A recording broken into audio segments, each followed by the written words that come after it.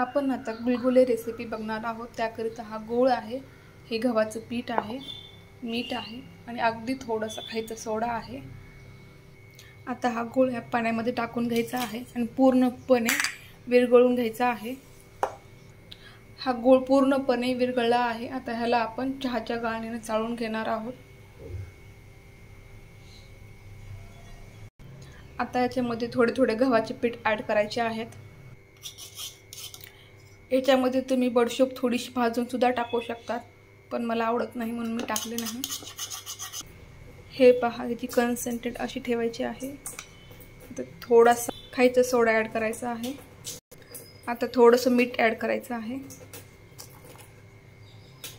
हे सर्व मिक्स करून घ्यायचं आहे। तेल गरम झालेलं आहे, त्यामध्ये आता एक एक बॉल्स टाकायचे आहेत।